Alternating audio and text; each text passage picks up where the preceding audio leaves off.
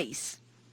Pues continuamos con el tema electoral, las elecciones internas, también el análisis de los resultados de algunas encuestas. Para comentar esto estamos enlazados ya con José Tello, él es abogado experto en temas electorales. ¿Cómo está, doctor Tello? Muy buenos días. En primer lugar, su apreciación respecto a los resultados y al proceso de estas elecciones internas y además su apreciación sobre lo que comentaba anteriormente, la baja participación de los militantes de los partidos políticos que ayer tuvieron este proceso. Buenos días.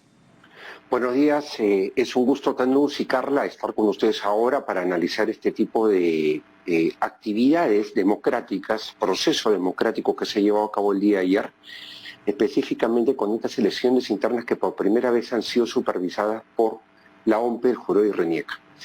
Entiéndase de que ha habido un bajo nivel de participación, pero hay que tomar en cuenta varios factores. Por ejemplo, está el hecho de que los partidos partamos por algo, no son orgánicos, o sea, son normalmente maquinarias electorales, punto uno. Punto dos, el voto ha sido facultativo.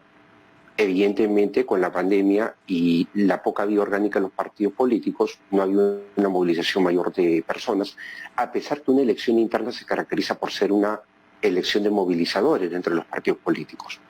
Luego, ¿qué más podemos tener como alcance del día de ayer? Bajo nivel de incidencia, 25 a nivel nacional, reportó el jurado, se manejaron con relativa calma, no hubo problema de aglomeraciones, el tema se manejó bien por el lado de la OMPE, quizás probando lo que podría ser la maquinaria electoral desplegada ya para las elecciones generales del 2021, el 11 de abril del 2021. Entonces, ¿se puede hacer un balance de los partidos políticos y su situación? Sí, no es muy bueno por el bajo nivel de participación, por la poca motivación que han tenido la militancia para asistir, pero también hay que tener en cuenta de que viene pues para el siguiente proceso electoral nacional, que son las elecciones regionales y municipales de 2022, ya el mecanismo de las primarias abiertas, simultáneas, obligatorias, las PASO, que van a hacer que todos los peruanos de manera obligatoria vayamos a las urnas y evidentemente ahí se va a ver la primera valla,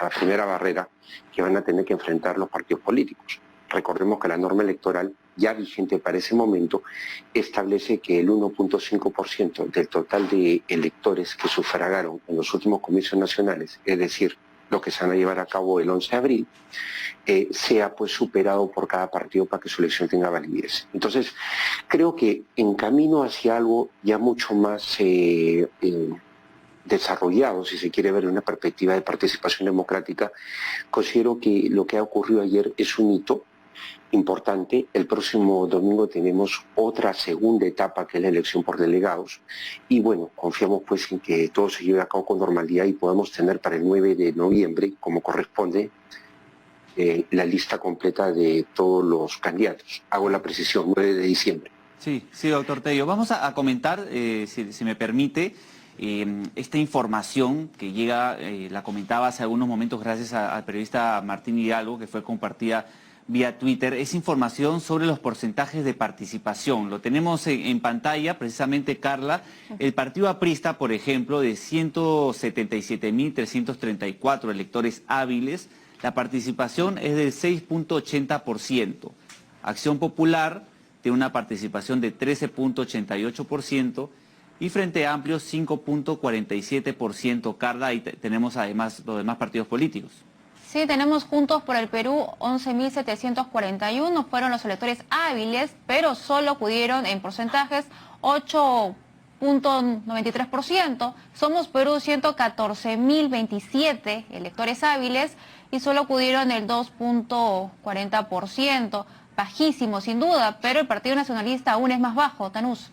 Así es, el Partido Nacionalista apenas 0.90%, baja participación, y el PPC 1.05%. Ahora el doctor Tello nos comentaba también que era facultativo el voto, pero ¿de qué manera estos datos podrían contrastarse, esta información, con las encuestas además que se han publicado, la encuesta de CPI, en donde gran cantidad de personas, aproximadamente el 60%, no tiene claro por quién votar y además no simpatiza con las propuestas, con los candidatos que van a participar o participarían en los próximos comicios?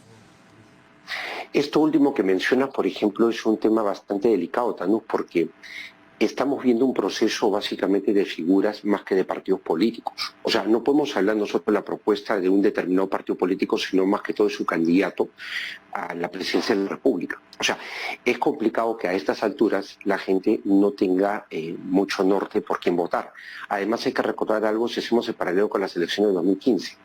Tenemos una elección muy fría. O sea, en el 2015 ya los candidatos presidenciales estaban, como se dice, en todas las ligas, o sea, ya estaban ya dando mucho más que hablar, mucho más marcando la agenda de la política nacional. En cambio vemos ahora como que no hay eso, como que estamos con el gobierno de transición, superamos una crisis política importante, pero todavía está muy fría la campaña. Entonces, hay que ver acá de que este proceso que hemos tenido ayer es un proceso atípico. La verdad yo tenía un poco más de expectativas respecto de la participación de los afiliados a los diferentes partidos políticos. ¿Y por qué? Por una razón muy sencilla. En las elecciones congresales extraordinarias hubo un proceso de elecciones internas. Estos procesos de elecciones internas tienen resultados también bastante bajos, pero uno podría entender en líneas generales de que se trataba solo de elecciones de congresistas. No habían presidenciales, no habían candidatos al Parlamento andino, en consecuencia era menos atractiva, por decirlo de alguna manera, para la participación del afiliado. Sin embargo, hemos visto de que ahora, teniendo incluso candidatos a la presidencia del Parlamento andino, más allá de los candidatos a Congreso, la participación igual ha sido baja. En consecuencia, podemos advertir nosotros de que puede ser efecto de la pandemia, puede ser también el desgano que hay respecto a las opciones, me refiero a los candidatos que presentan los partidos políticos, y definitivamente una desconexión con los propios partidos políticos que no son orgánicos, como lo he manifestado al inicio. Entonces, hay problemas que sí hay que tener en cuenta y obviamente ir advirtiendo. Miren, nosotros en algún momento tenemos que llegar al voto facultativo. O sea, es cuestión de tiempo para que el Perú ingrese entre los países que tienen el voto facultativo y no el voto obligatorio. Pasemos claramente a lo que es el ejercicio de un derecho más que un deber ciudadano como está configurado con el voto obligatorio. En consecuencia, podemos ver de que para llegar a eso hay que caminar bastante. O sea, hoy en día este tipo de resultados en elecciones internas nos advierten el bajo nivel de institucionalidad. Tenemos que fortalecer, no en un corto plazo, sino hacia un mediano y largo plazo, el tema de la institucionalidad en nuestro país y además también lo que es la educación cívica que permita un mayor nivel de participación. Precisamente, doctor Tello, eso quedó pendiente, porque lo que buscaba la reforma electoral es no ver lo que estamos viendo en estos momentos, pero como se hizo a medias, pues estamos presenciando esta falta de institucionalidad y tal vez liderazgo, porque justo le comentaba también al doctor La Negra que los rostros que estamos viendo no son rostros desconocidos, rostros que se creía que ya tenían un bolsón, pero estamos viendo, y según lo que habíamos mostrado el cuadro por parte de la OMPE, que hasta los propios afiliados a los partidos políticos no están yendo a votar por las opciones que presentan esas agrupaciones. Por eso también se refleja que el 61% de los peruanos no tiene candidato. Y mi consulta era si esta situación podría revertirse teniendo en cuenta que aún si la campaña es más fría, habría que agregarle un elemento, que ya no va a haber mítines, que ya no va a haber esta interacción más cercana entre el candidato y el ciudadano, porque ahora, por la pandemia, pues en su mayoría va a ser virtual. ¿Podrían, digamos, revertirse teniendo en cuenta que ahora va a ser por redes sociales la campaña, en su mayoría? Totalmente, porque la campaña recién empieza a partir de enero. Ahora estamos ya terminando la democracia interna, viene la etapa de inscripción de candidaturas y a partir de enero arranca la campaña con fuerza. Y cobra mucho vigor hacia el mes de febrero. Febrero y marzo principalmente, antes de entrar a abril, son meses más duros de campaña. Entonces, acá la pregunta que tú haces, Carla, es muy interesante. Acá hay que ver la capacidad de reinvención que tienen los candidatos y los diferentes partidos políticos para buscar conectarse con el elector. Quien tenga mayor destreza y habilidad para hacerlo, creo que podría tener un efecto de disuadir a aquellas personas que hoy en día no ven opciones presidenciales definidas. Entonces, creo que hay mucho pan por rebanar y creo que hay un trabajo muy importante que viene por el lado de, básicamente, de los candidatos y partidos políticos. Lo único que sí sería bueno es que guarden ciertas formas, porque yo creo que había un mensaje claro a razón de los últimos hechos que han acontecido, de que la gente no quiere más de lo mismo. O sea, si vamos a entrar en el corto plazo en una campaña de golpes, puyazos, insultos, cosas de verdad que no vienen al caso y no propuestas, creo que sí la gente va a seguir con una actitud bastante distante de los políticos en general. O sea, si se quiere hacer algo por la salubridad del sistema político peruano, los candidatos, y esto aprovecho un poco como para también dar este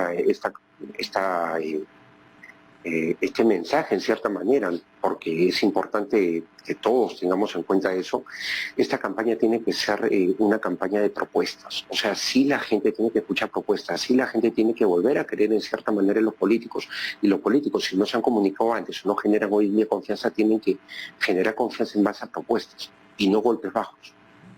Efectivamente. Esperemos, doctor Tello, que eso sea replicado. Falta todavía un tiempo, si bien es cierto las encuestas que estamos viendo es una radiografía del momento, el panorama puede cambiar, todavía las elecciones son en abril, pero esperemos, ¿no?, que como siempre se nos den las mejores opciones para que el ciudadano pueda escoger bien y emitir un voto informado y viendo también una variedad de opciones. Muchas gracias, sin duda vamos a seguir conversando porque todavía continúa esta contienda electoral. Muy amable.